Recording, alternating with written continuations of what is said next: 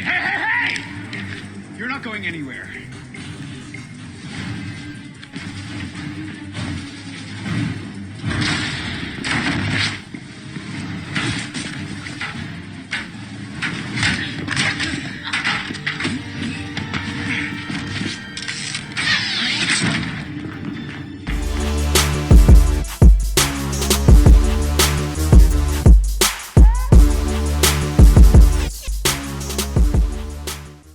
We're brothers, we're happy and we're singing and we're colored. Give me a high five.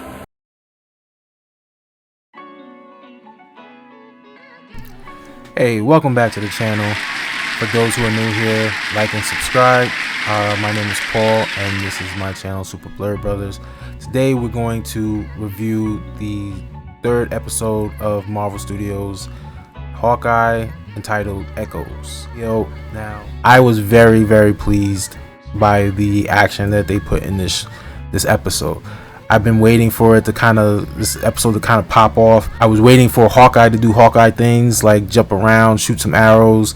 I wish that he kind of utilized more trick arrows when he was fighting the tracksuit mafia, instead of just shooting them all with the pointy ones.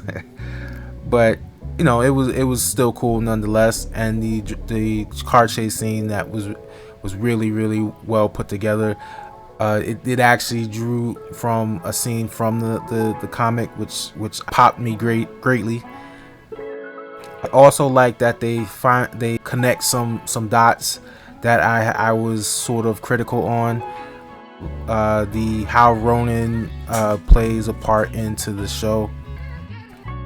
I read recently from one of the showrunners about the lore for this particular series between Jack Duquesne and his connection to Clint, which, you know, I guess there's nothing that can be done about it. I liked the character of Echo, but there were some questions that I had, which was a little, you know, it was a little interesting. Like, why did she have a prosthetic leg? For all I know, the character of Echo does not have it. Was it just something that they added because the actress that they casted has a prosthetic leg? It's jarring, because I was sitting here like, where did that come from? Like, she basically has two disabilities. So it was, like I said, it was a little jarring, because I wasn't sure if the actress that has it. So I probably gotta look that up later.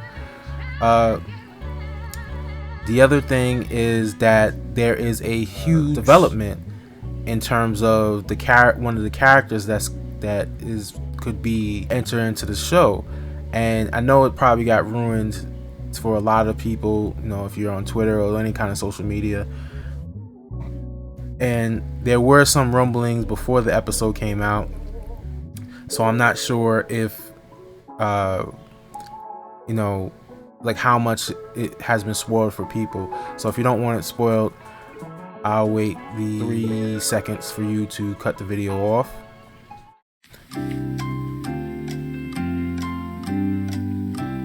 Okay, so it seems like the Kingpin is part of this show, which I'm not sure where this. It has to take place after No Way Home.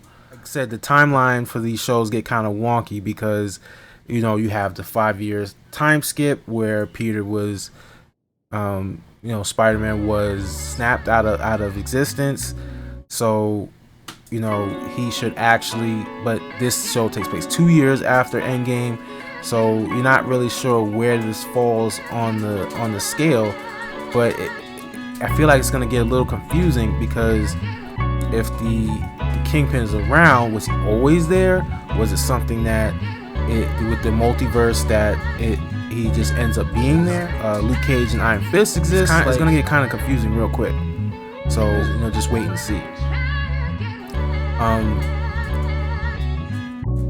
I did like the interplay between Kate and Clint here. One of the things that the director, whoever directed this episode, took some weird camera angles, like a first-person viewpoint, but it seemed like something that you would do if you had two characters that were, I guess, romantically involved. And I'm not sure why they did that. It was kind of weird. Like, I felt like it was something that they would do if it was a situation where it's two characters and they're talking about their relationship. This is an older man talking to somebody that he's going to be, I guess, who technically is mentoring, and not to say that it was implied by the dialogue, but it felt a little weird, and this is just my opinion.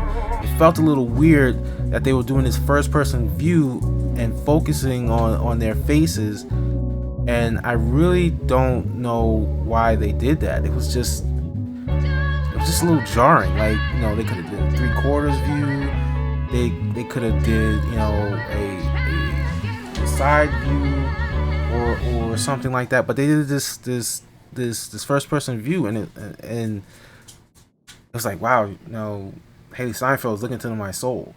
Now Jeremy Renner is looking at me, and it was just, I don't know, it's unnerving.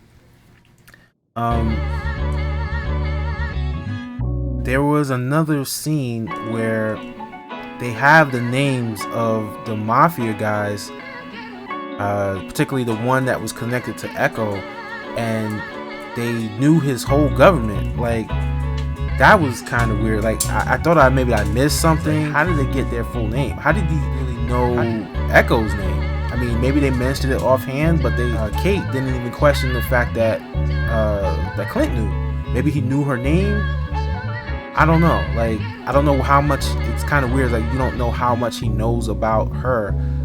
So, and I know that the person that she thinks that killed her dad wasn't actually that person, and that's another thing that I have to question. There's a lingering thread about who that person is going to end up being, because how far are they going to get into the mythos of this character? Like, now that I'm thinking about it, I hope they don't do what I think they're going to do. I guess this is the space for speculating. I really hope they don't use Jack as the person who killed her father. I really hope they didn't do it like that. They have this kind of murder mystery going on. He's supposed to be, he seems duplicitous, and I know that in the comic book, if you read the comic book, it would lead you to believe that. But I really hope that they don't use it. I can't think of a motive for him to do it. That being said, I'm gonna rate this show. I was thinking about giving it a 5, because given how the emotional connection that I have to the character, and to actually finally seeing the character do what I've always wanted to do, but there were a couple of flaws that kind of stopped me from giving it a perfect score. So I'm gonna give it a 4.5.